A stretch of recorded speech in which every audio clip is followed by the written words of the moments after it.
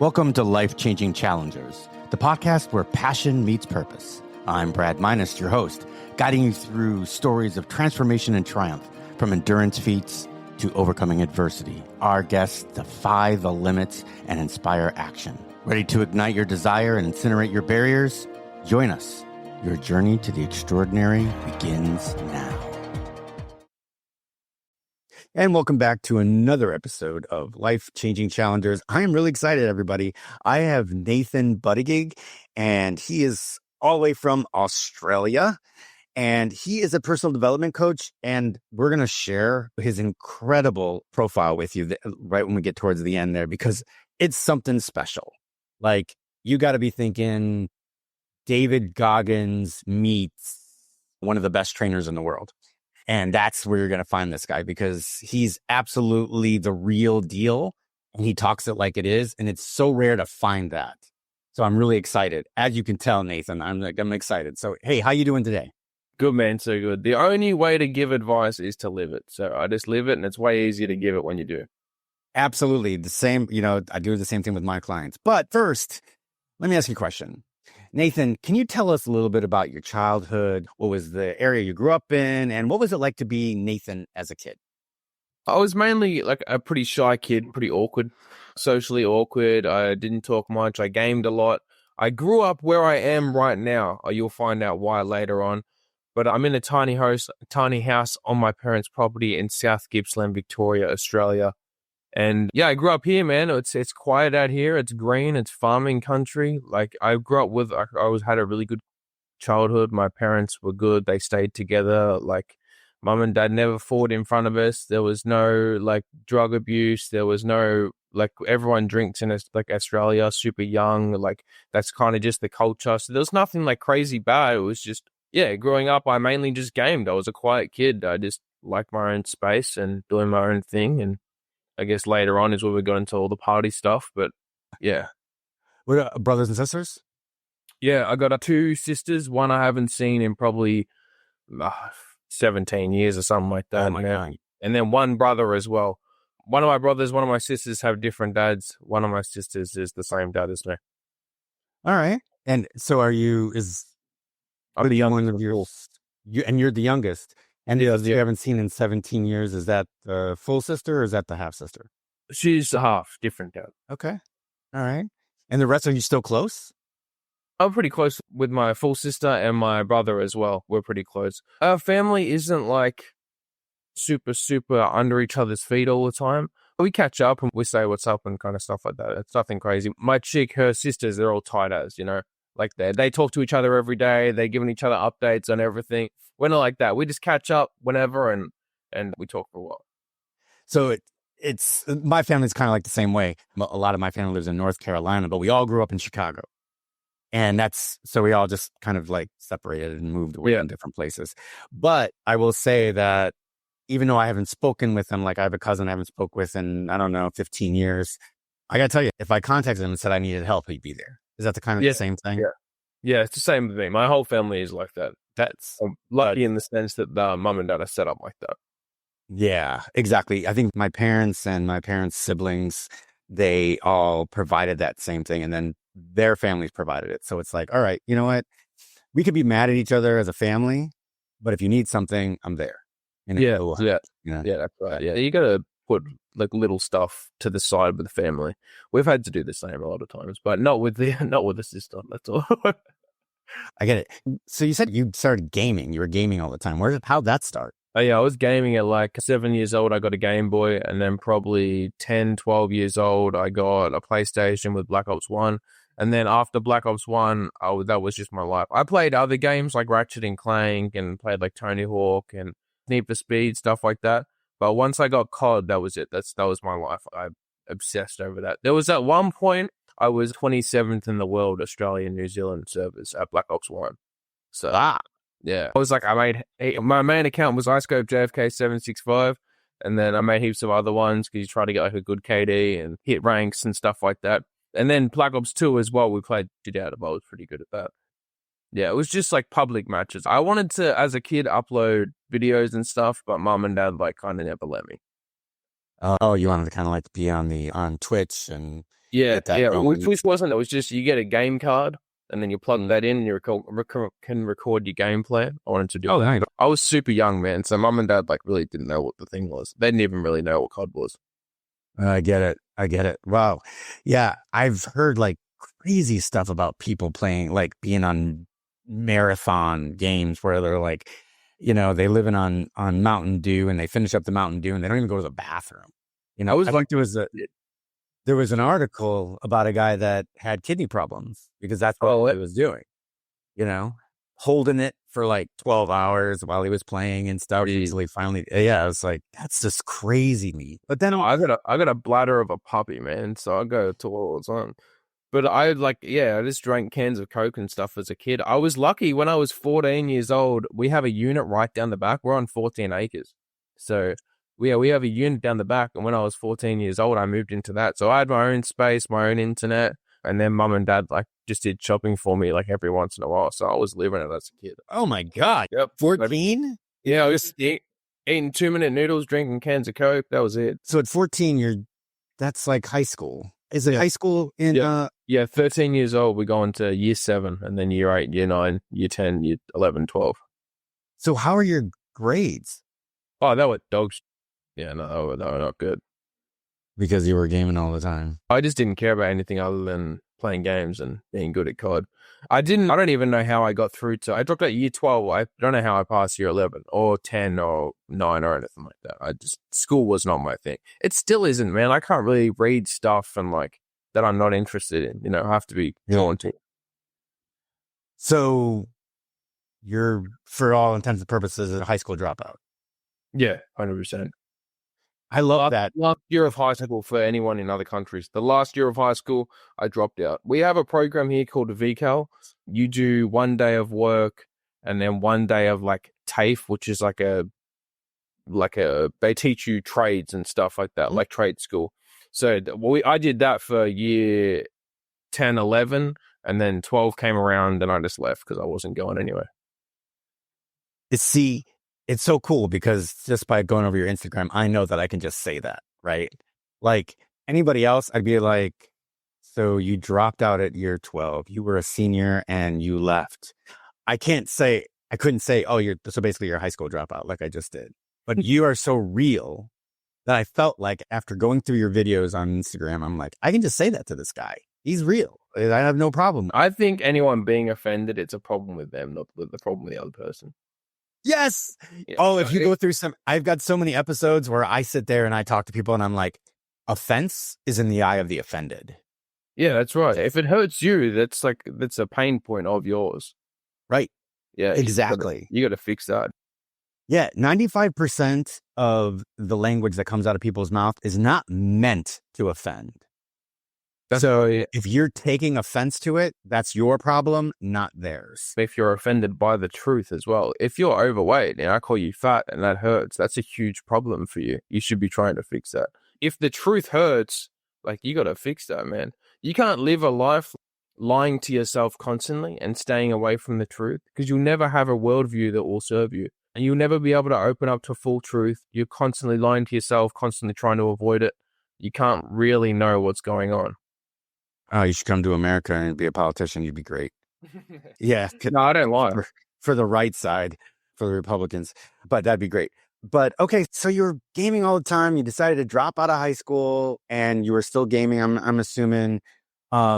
Where did the dark side pop up for you? Because gaming's not necessarily a bad thing. I mean, it can be a bad thing. If your whole life is going to something that isn't progressing it, then it's definitely a bad thing. So whether it's food, whether it's gaming, whether it's drinking, whether it's drugs, these are all massive vices because they don't better your life in any way. Your main point of life, your main focus of life wants to be progressing it, making money, getting in shape, getting smarter, something that's moving you forward. No, I agree with that. I agree that, okay, so we had to change the vocabulary. So I didn't mean that it wasn't bad. It's bad as it bad personally. But it's not evil, right? It's not evil. Yeah. That's the it doesn't mean it's not. it doesn't make you want to hurt yourself and stuff. Right. It's not, that's the thing, is that it's not potentially evil. It's just, and it's the only person that's hurting is yourself. And that's the thing. So yes, it's bad. It's a vice. And especially in the way that you are doing it, yes, it's bad for you. Okay. But if you're like drinking Mountain Dew and Coke and stuff and hanging around and that's not a problem. Where did alcohol come into it? Yeah. Your listeners probably don't know, but I was an ex-cocaine addict. So ex-cocaine and an alcoholic for a fair long time. And that happened like when I wasn't doing coke at 16 years old, but we started drinking super young. Here in Australia, it's kind of the culture. You're not allowed to legally, but you just, you start drinking and sitting around fires, especially out here. It's country out here. So you start doing it pretty young. So that was just like how we grew up. We'll sit around fires on weekends or whenever we had spare time, I guess, and we drink and talk. And yeah, for so long, that was just the way. And I didn't realize that was the way that I was learning to cope with things as well. When I had problems in my life, I would just, drink and have more fun and all that kind of stuff and just suppress whatever I was going through. And then at about 18 years old, I moved out of home, moved to Bendigo in Victoria for wasn't a good job opportunity, but at the time I felt like it was a good opportunity. It was at McDonald's, but moving higher up, department manager and stuff like that. Did that for a while. And then got poached by a gym to run their stuff. So I worked in a gym for a little bit. Wait, hold on a second. I mean, you're talking about I like things like super simple and like, so yeah, stop me whenever you want. Otherwise I'll just run through like a whole timeline in like 5 minutes. Yeah, and I'm okay with that. So, and I should have probably prepped you for that. I'll progress you forward. I mean, that's super interesting. Okay, so I worked at McDonald's, right? I was there, and I did the same thing when I was, going in between college semesters and stuff. I would always go back to the same McDonald's. So I understand that. But how you got poached from McDonald's to run a gym, that's a story.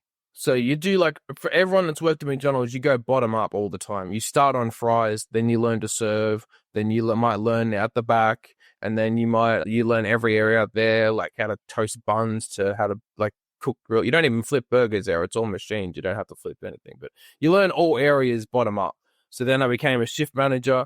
And then from shift manager, I went to running departments. So I was doing a lot of the ordering, the inventory. And then I went on to like people performance, training crew trainers to then train new people. And McDonald's is set up so perfectly. They cover every single area. And then I was doing hiring and firing for a little bit in that department. And then I was moving on to my last department to then become a store manager to run everything from my own. And as I was working overnights at the time, and the gym that was opening up was only down the road. And they were coming in because I was setting up late at night, getting everything ready for opening and stuff like that. And they're like, oh, we need someone that's going to end up managing in like a couple of months. Would you be interested?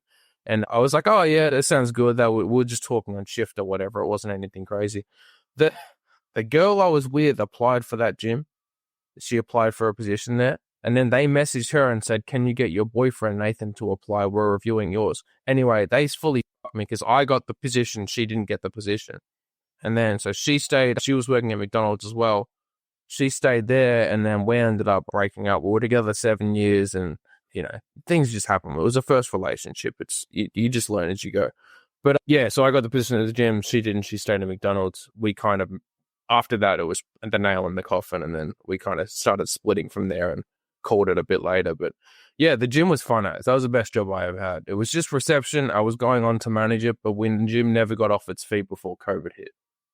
So during all this time now, you're moving up the ladder here. So what would you say the span was from the time that you started on fries to the point where you were hiring? I did 6-7 years at McDonald's, but I did 2 years from when I was in Bendigo to nearly store manager, which you can do it way quicker. If you're smart, you'll move up really quick. They need people all the time. But I did like 4 or 5 years back here at McDonald's, just like 3 hours, 10 hours a week, just didn't give a shit. Right. So when you moved to Bendigo, were you still having issues with Coke and alcohol and stuff? No, at this point, I'd never had Coke in my life. Alcohol, kind of, when we would drink, we would binge drink and just get wilders and just do like party stuff, just have fun kind of thing, what everyone calls having fun. But yeah, Coke didn't come till the end of Bendigo when like COVID hit. How did you get introduced to Coke? We were at a party, we were drinking, and one of the boys is like, "Oh, we should get cocaine." I was like, "Oh, I never tried it before. I'll try it." It seemed like in my mind, it was the most expensive one, so I had to be like the cleanest. It had to be the best one. So if it was like, it wasn't gonna like, it's not putting heroin in my arm or meth or anything like that. It was more expensive, so surely it's better for you and not as bad. That's not the case, but none of them are good. That's the truth. No, But yeah, one of the boys I was drinking with got some, and we tried it for the first time. And I never really, maybe one other time I screwed with it. But then when I moved back here, because when COVID hit, I lost my job. I couldn't pay for the house I was in. The girl that I was just talking about, we split up. Phone bill, rent, all these kind of things just coming out with zero money coming in. So I went into, as well as I had a credit card and all that kind of stuff you do when you're young. I was in a pretty financial spot. So I spent a couple of days just doing nothing, just sleeping, kind of depressed on the situation. That just went from like training all the time, having the best job, all these people around me. COVID hits, boom, everything stops. And the only option was to come back to mom and dad's, which I didn't want to do because that's what my siblings have done their whole life. They just, rinse and repeat coming back. But I was the only option. It was either that or be homeless. So I came back here one night at 3 a.m. Bendigo to here is about 3 hours. So I rocked up here at 3 a.m. and mum was happy to see me back. And I lived in the house for a bit. And that's when I got a new job down here and then kind of met someone that deals in a lot of drugs and got into cocaine way more and all that kind of stuff, drinking way more. Okay, so you're at home, you drop out of school, and all you're doing is gaming. Mm-hmm. And then you got this job at McDonald's, you're doing 3 to 10. Like, where did training comes in? Is that when you started at the gym Bendigo? I was super small as a kid. I was probably 17 years old. I think I was 50 kilo or something like that, 55 kilo. And then so I went to gym first when I was 17 years old. And I was going, like casually, I guess. You don't really go 6 days a week when you start. So I guess I was in and out the whole time. And then when I went to Bendigo, I was pretty into it, going like 4 or 5 days a week. And then when I worked out of the gym, I was training all the time. I was studying myself, not through any university or anything like that, just self-teaching through videos, through reading, through everything. I got hired at the gym on overnights. And overnights, once your cleaning's done, you get no people through the door. It's just super boring. But I just used that time to study macros, study how to set up training programs, muscle groups, everything. Hypertrophy, strength training, everything. I had so much time, dude. They were 8-hour shifts, maybe 6 hours. I'd see no one. So I just read and watched. Yeah, I started coaching because of an injury that an orthopedic surgeon and a neurosurgeon both agreed that I would never run more than 2 miles for the rest of my life. And that was 37 marathons ago, 5 Ironmans, and a ton of other stuff as well. So I was exactly like you. I was on my back recovering, and that's all I was doing was reading and finding stuff and getting as much material as I possibly could. So I realized that that's the only way I can learn is self-taught. I like having mentors and stuff is good, but I'm like, if I can find the information myself and, connect dots myself, it sticks way better. Yeah, I hear you. I definitely hear that. So you had started like learning macros and learning what was good for you and everything before you were on cocaine. Yeah, I was into it. I was 6-7 days a week. I was training other people at the gym that wasn't getting paid for it because I was like, I'm not qualified, but I can run you through programs. And I just love doing it. I love being at the gym, everything. That's why when it all went bad so quick, I was like so depressed and in a hole because my whole life have gone from like, oh my God, I got the best job. I'm helping people. I'm doing all this stuff. My gym's great. And then like, boom, 1 week hits and everything's gone. Everything stops. You can't go to gym anymore. And there's no point eating right because you're not training and like just all the stuff that runs through your head. Yeah, everything stopped. And I just thought I was the biggest failure because I had all these money issues and I wasn't able to do anything anymore. And I got home before I even got a job down here. I got home and that's all I did was just drink. I tried to keep up the fitness stuff, like the training and stuff, like with body weight, pull-ups, push-ups, sit-ups, but it just didn't feel the same. And I was get back to it after it's all back and I just got stuck in a hole, I thought so right at the beginning of COVID, right before COVID. So I work on contract, and how to make money. I work on contract. And I had just started this contract and then COVID hit. And the company that I was working for decided, because they had this policy that if you were not an employee, if you were a contractor, you had to work at the office. So when COVID hit and everything shut down, they're like, well, we're just going to cut all the contracts. And whenever we're back, we'll open up the contracts again and just rehire. So I thought, man, this is going to be great because it's all we got to do is go outside. And because we can go outside and we could train. And I thought I was going to I thought I was going to kill it because I was like, oh, now I've got all day to get clients and get my clients up to speed and all that. But I didn't realize that, most people lost their jobs too, or they got their funding cut, or they got hours cut, or they got all this stuff. And my clients were like, hey, I got to put my membership on suspension and blah, blah, blah. And here I am thinking that, I've got all this time that now I could go and spend time and be on phone calls and stuff. And yeah, I ended up with the same issue, and of course I wasn't training people. So I wasn't training. And so I was right there with you. Everything just like stopped. Everyone stopped. Business. Some businesses killed it. The ones that could stay open killed it. I was working during like peak COVID. The place that I worked at was classed as essential, even though it was only tires and trailer parts. But somehow they were able to stay open. And yeah, man, everything stopped. Everyone just, what do you do? You're just trying to get food and you're trying to like get money, and the government didn't really give a shit. They just shut everything down. Yeah, my biggest bill. I think I got Uber Eats to get up there a couple of points on the stock market because of the amount I was paying for it. Because it was the only thing you could do. You could cook at home, but it was hard to get to the grocery store. Yeah, and so but Uber Eats would drop it on your freaking doorstep. We don't even get Uber Eats out here. We have it in Australia, but where I am, because it's so rural, we don't get anything. It's 7-10 minutes to drive to the closest supermarket, and it's small. The big supermarket's like 25 minutes away, 20 minutes. Oh my! So you eat what you cook, right? Yeah, that's it. Yeah, that keeps you to eating well and eating good. All right. So tell me about the first time, what it felt like. The first time that you tried cocaine. Cocaine is like you instantly feel good. You instantly have like a lot of energy. You're instantly like super, I wouldn't say motivated because you don't want to do anything. You can't concentrate for long enough. It's like you're super just like, it's like if you have a lot of caffeine times like probably like 100, you instantly feel better. You're super happy all of a sudden and everything feels good. But that only lasts, like, the first time you have it, it's only going to last about 30 minutes. And then you start looking for more because you start declining super quick. Super, super, super quick. I always just got hard as come downs. Like, for a week, if I had like 1.5 grams of Coke, for a week, I would feel nothing. I would think just negative stuff. No one, like, everyone's like, oh, what's wrong? What's wrong? And I didn't give a shit about them. I didn't give a shit about nothing. I just, like, if I died, I got hit by a car or something like that, I wouldn't care. I wouldn't care at all. Like, dopamine spikes so much that it has to come down, and it comes down so far below baseline that, like, you feel like you're in hell. You feel nothing. Like, you could have the person that you love the most, like say or do the best things, and still you would just be like, all right, 2 gives a fuck.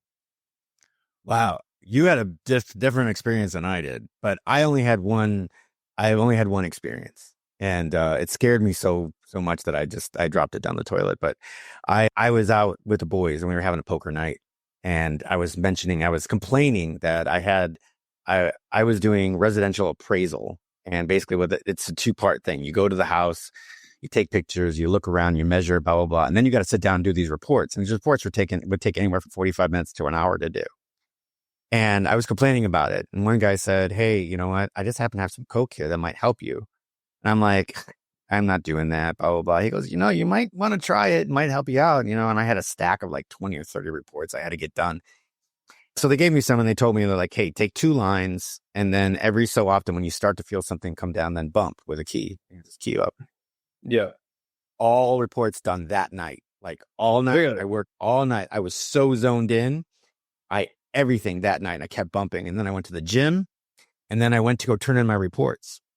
And when I got home, because I was pretty far away from the office, because basically it was, you made your own appointments. You did your own, you made your own schedule.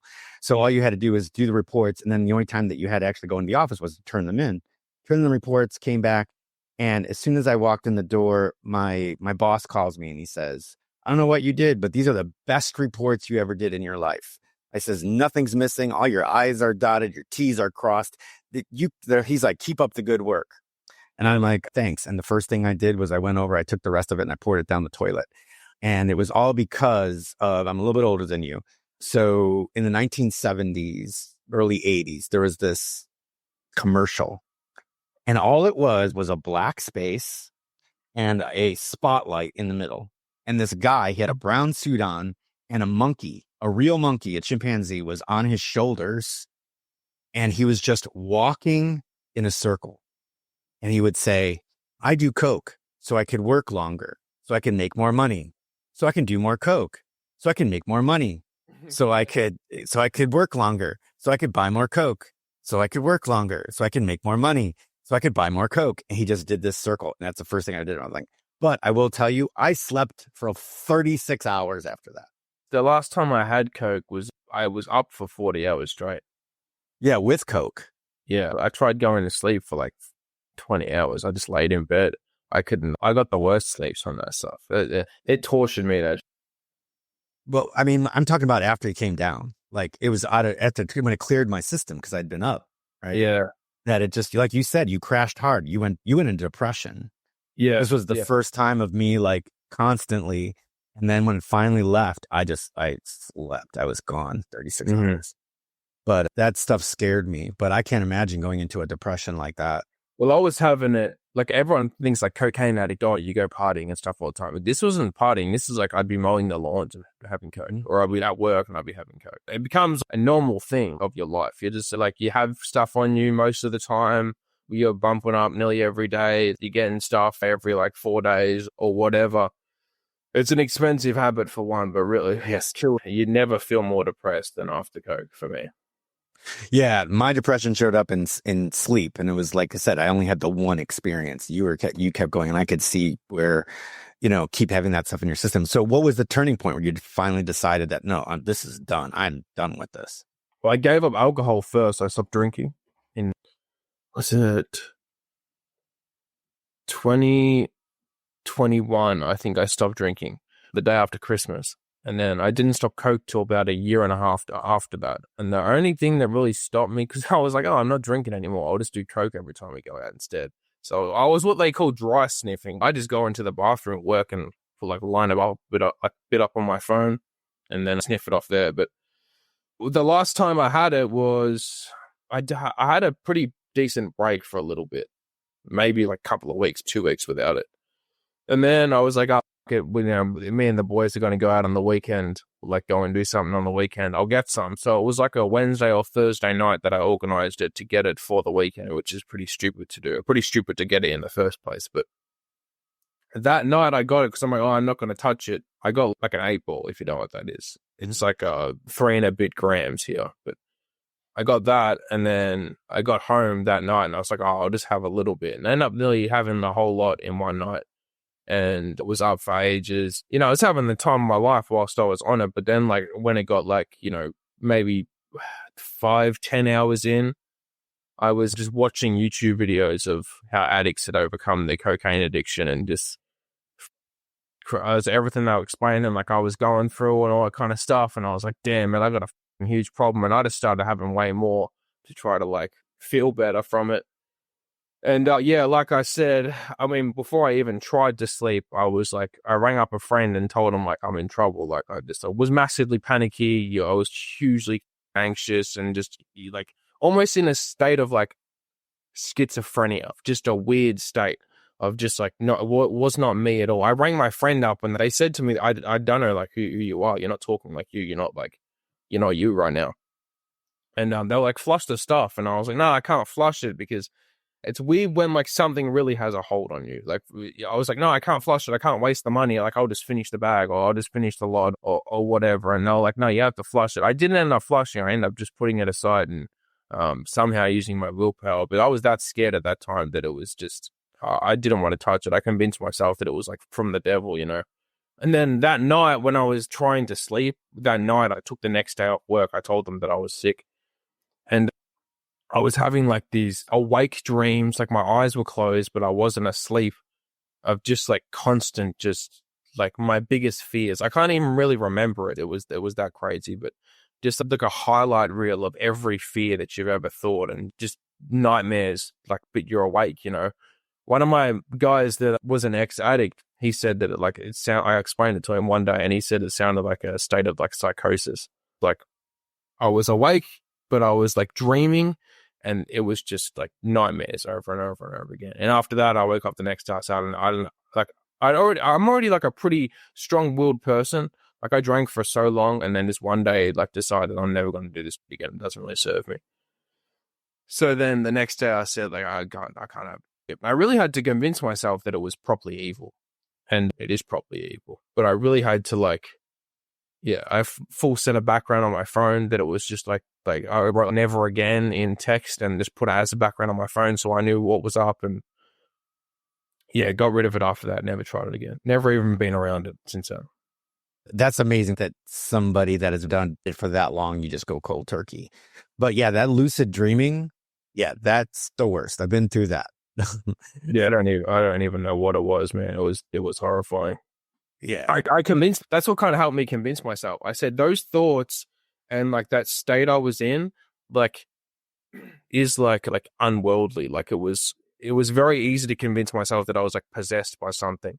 So I was like, there has to tell you the actions that you're participating in that time are just bring you to that point, bring you to that low, like devil state.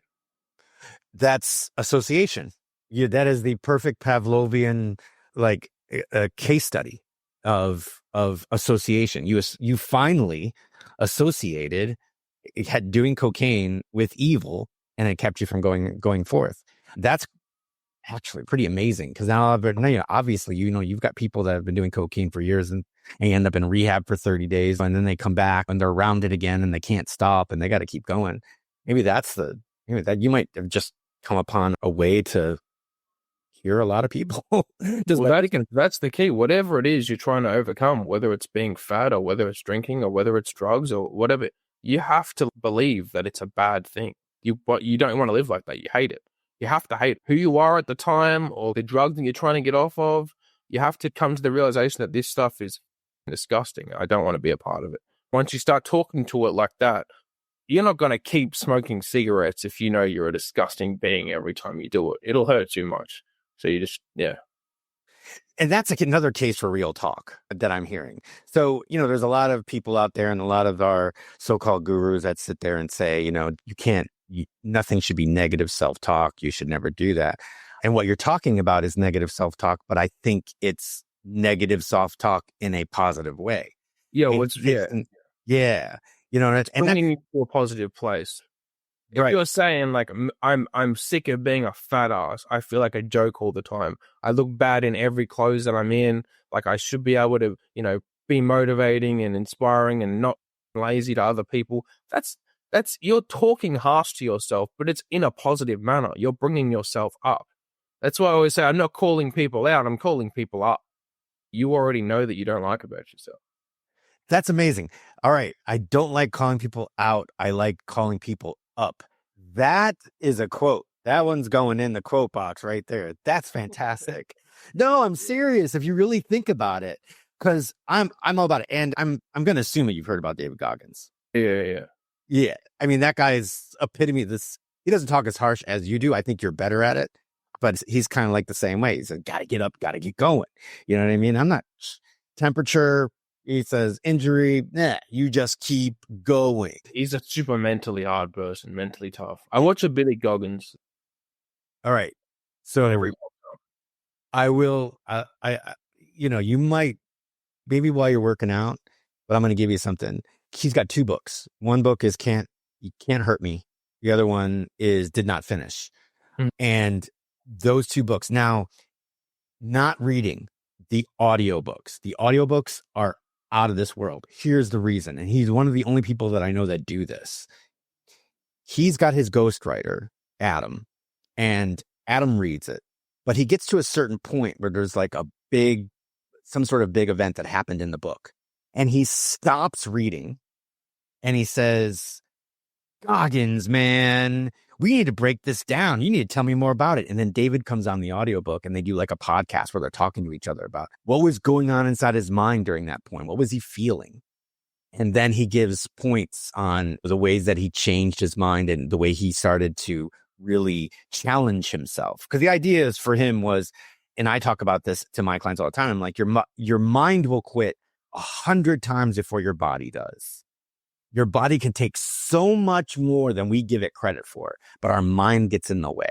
To go past the point where your mind is saying no and move your body along even farther. Talk about going to war with yourself a lot. That's like you wanting to quit and you just challenging it over and over and over and again. And it'll take you to places that you didn't realize were possible and take you to mind states where you're so enlightened and so happy and so wise in moments. Like after a massive run or after you've overcome this huge fear, it'll take you to such an enlightened state. I call it going to war with yourself. But we have mentors throughout our life that their words and their voice really speaks and really gets in. People like Wes Watson is a massive one for me. Andy Frisella is a massive one for me. Andy Frisella, yeah. I think the first ever podcast I listened to was Mindset Mentor, but he's like, he doesn't click anymore with me. I needed it at the time. But yeah, Andy Frisella and Wes Watson are like the two dudes for me. Yeah, Andy Frisella is awesome. Can you give me any story that you've done yourself where you went to war with yourself, and then what was the situation, and then how you felt afterwards? Bro, that last time I did coke was that like having to stop when everything, like when people say you get spoken to like by the devil, you do, bro. When I was like that, it was telling me like, oh, just finish it, like just have more, like you can't stop, stuff like that. That was the biggest time ever. But like I've done like not long runs. I don't run for long, but runs that are super hard. I'll tell you mine. Nothing like marathons or Ironmans or anything like that. I'll give you mine. It happened actually twice. Third Ironman, and I'm having the worst race. I got into the water. I got kicked in the face. My goggles flew off. I spent 10 minutes trying to find my goggles. Then I finally get through the swim and realized that I had a quick release on my watch and lost it. Now, on that watch was all my nutrition timing. It told me what time it was. It told me what my pace was, everything to make sure that I can maintain what I was doing. And here it was. And not only, so I come out of the water, and literally I hear Mike Daniels on the speaker. He says, and the last person that's going to qualify to continue on to the bike is coming out of the water right now. That was me. I barely made cutoff. And I'm thinking, okay, I can take 5-10 minutes. I can sit in the transition while I'm getting dressed, and I can calm myself. I get back on the bike. I'll be fine. And I'm feeling nauseous at this point. I get in there, and the guys are saying to me, they're like, hey, we need you out of here in 4 minutes. Otherwise, you DQ. I went, whoa. So I got back on the bike. I'm thinking, okay, now I'll recover on the bike, but I'm nauseous because I've taken in so much seawater. Yeah. And I have a vasovagal reflex. So I pass out when I throw up, So I pulled my bike over and I put it over to the fence, and I threw up and I passed out, got back up, got back to my bike. And about 20 miles in, I'm like, you know what? At the next aid station, if I don't feel well, I'm just going to turn around and call it a day and forget it. And I got to the next aid station, and all I thought about was, well, hell, 25 miles in, if I turn back, I've got 50. And that's halfway to finishing up the thing anyway. So I'm like, I might as well just keep trying and keep going forward. Luckily, I felt better, and I felt better and better, and I got better. I ended up passing like 500 people on the bike as I started feeling better. But I was ready to quit. And I'm like, in your head, all my head was, I was like, Minus, you never quit anything in your life. Why would you possibly quit this now? And yeah, so it wasn't the greatest race. It didn't have the greatest time at all, but I finished the damn thing. I'm like, screw, I'm living to fight today. Yeah, I think the best way to push through anything is force yourself into a position where you have to. Like the old saying of like on the boats is the only way. If you're scared to get on a podcast and you just start a podcast, there's no going back once you started it.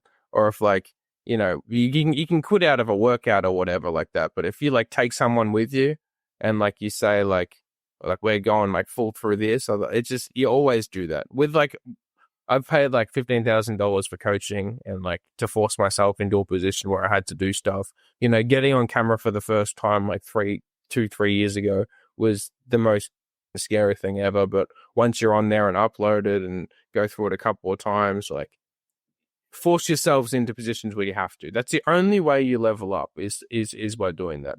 Being comfortable, being uncomfortable. That's right. Yeah. You'd have to work harder to go back to the start. That would have been 50 miles. I would have already biked 50 miles. And I'm like, well, another 50, was another 62 miles. And I'm done. Now, if I had to, I could walk the marathon in 6 hours and I would still qualify.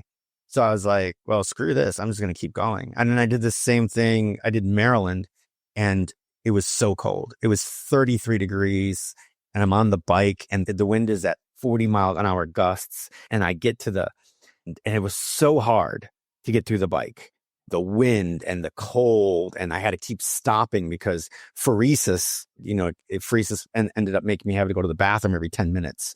And if you got caught like pissing in the woods, you were DQ'd.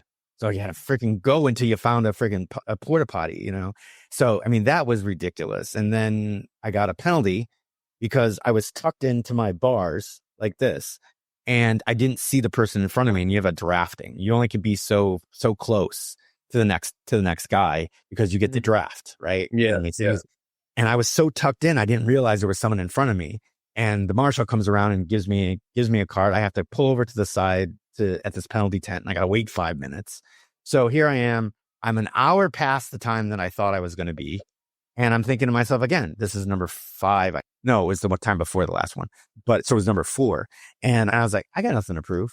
I'm like, I'm back here. I can be warm. I can be all that stuff. And I was like, again, my head was just like, you know what? You never quit anything in your life. I'm like, go do the first 2 miles. And if you still feel like crap, turn around and come back. Not a big deal. It's only 4 miles at that point. And 1 mile, 2 miles, 3 miles. I'm always like another mile. I'm like, screw, I'm just going to finish this sucker. And I ended up taking 90 minutes off my time because I was like, it was like ridiculous amount of time that I took off. And I was like, no, I'm just going to keep going. But so I get that. I think some of the hardest times I've had like physically were like putting myself on like super low calories for like weeks and weeks and weeks and weeks. And when you get into like just a cut, like just cut off and get super shredded and stuff like that's like a part of bodybuilding, not for fighting or anything like that, just for bodybuilding. And like 10 weeks in, when you've been on like I maintain on like 3,000 calories. I was on like 1,400 or 1,300 for like 12 weeks, 10 weeks. And at the end of that, I was like nearly non-verbal every day and all that kind of stuff.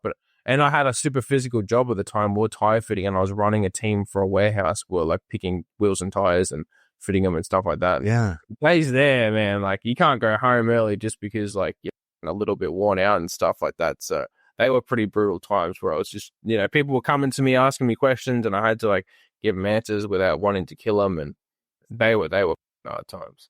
Like deep cuts where you're cutting like, I think I got like 12 kilos off in like 9-10 weeks or something like that. And for someone that's like, I was already in shape, like this was to get like 5-6%. So have you competed in bodybuilding? No, I never competed. I was going to when I was younger, but then I kind of like thought it was just me trying to seek validation, like me trying to like think I was good enough, and I just gave it to myself instead. Told myself I was good enough to be on camera and help people. And I was never drawn to like the bodybuilding community. I just needed confidence because I was so small when I was little. Come to the conclusion that like me competing was just only trying to get validation from other people, and I was just going to give it to myself and get on camera and share my life and all that kind of stuff. That's right, yeah. Just to see if I was tough enough. That's amazing. I've gone through Andy Frisella's 75 Hard. Yeah, I'm on that right now. Are you really? Yeah, I'm 56. Yeah. Oh, that's awesome. Is this your first time, or No, I've done it 4 times. Oh, and so this is number 5? Yeah, I've completed Live Hard once. Okay, that one I'm not familiar with. What's the Live Hard? 75 Hard is the initial program to the Live Hard program. He adds on like more tasks for 3 different phases, phase 1, 2, and 3. But it's better if you go through it. But phase 1, like you do all the 75 hard stuff and cold shower and 10-minute visualization for like 30 days straight. Obviously, the same rules apply with 75 hard. If you miss a day or you miss something, you miss a liter of water, then you got to start from the start again. And then you got to take 30 days in between that to phase 2 once you finish.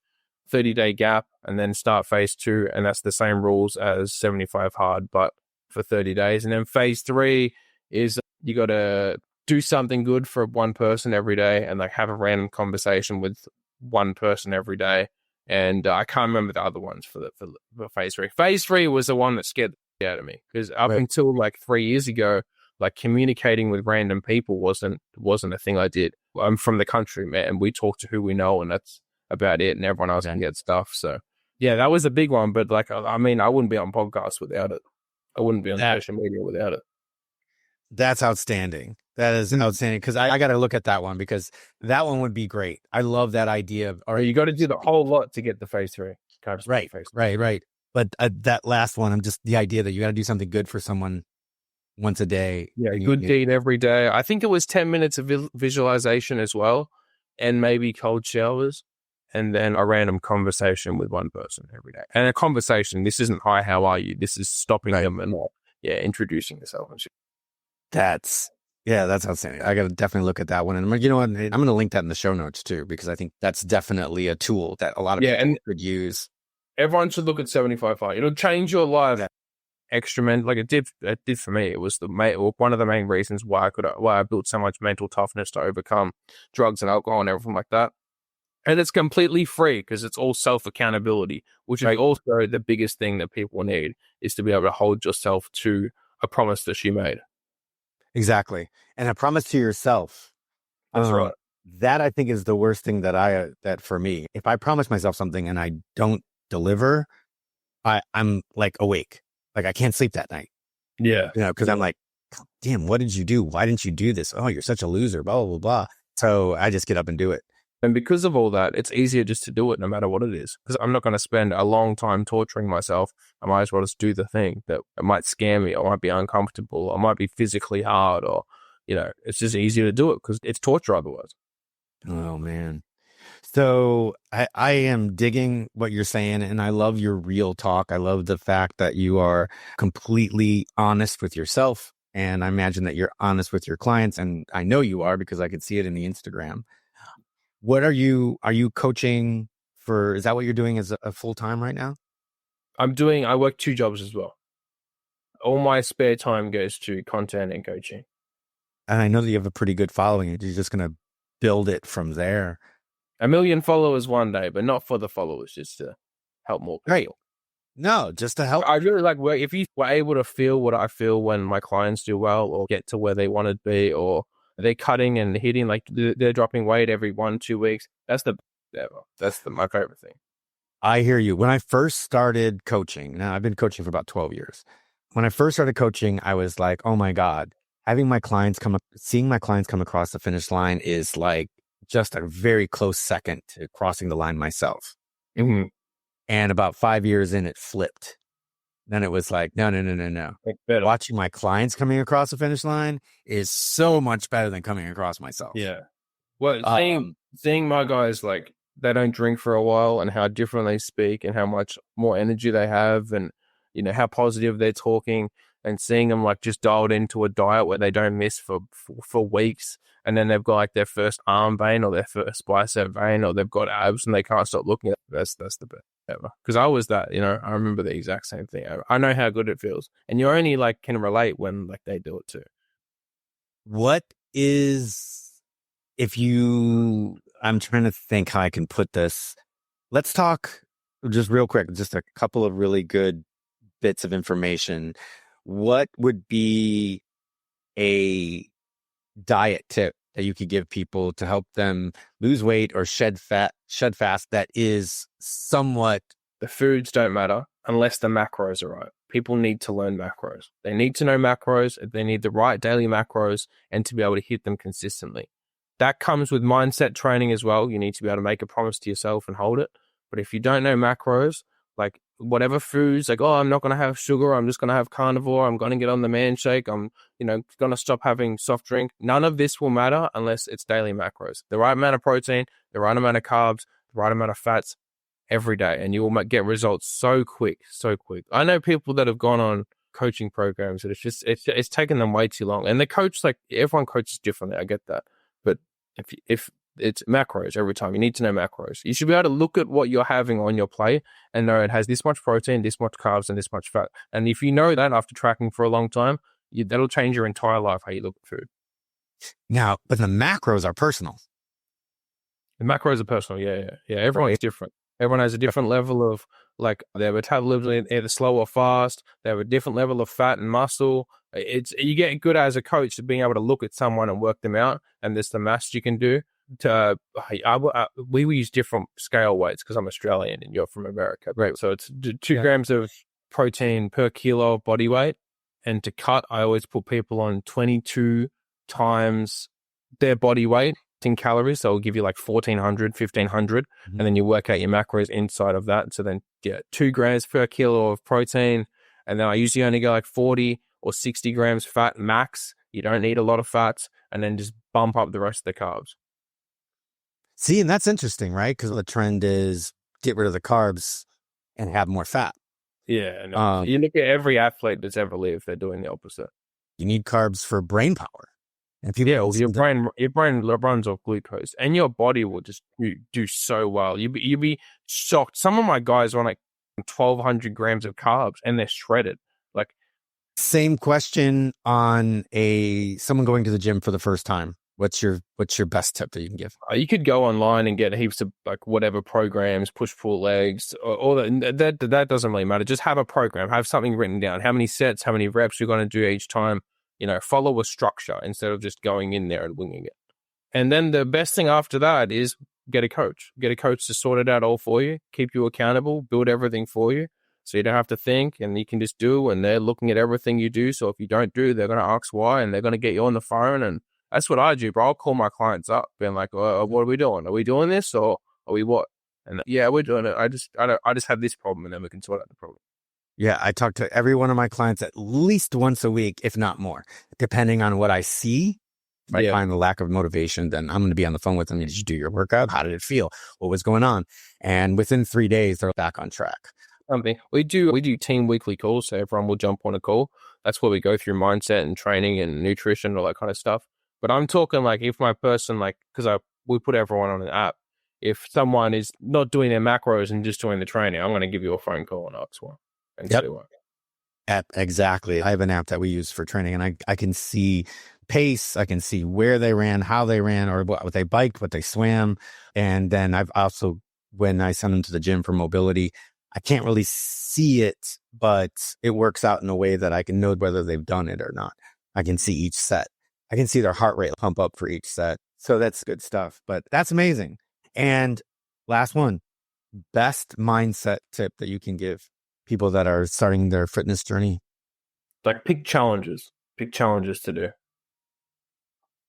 But whether it's like you're going to stick to doing a 5K run every day, build a challenge for yourself or get one from the internet and then stick to it. That'll teach you more about yourself than ever. And diet whilst you're doing it, because dieting also teaches you more about yourself than ever.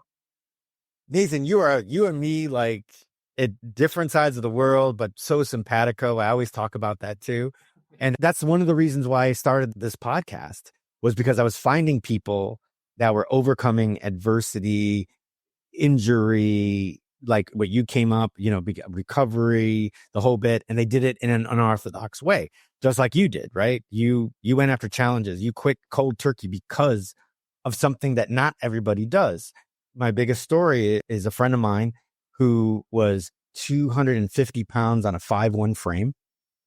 And instead of just deciding that, okay, I'm going to go to the gym and I'm going to diet and I'm going to, blah, blah, blah, she goes, no.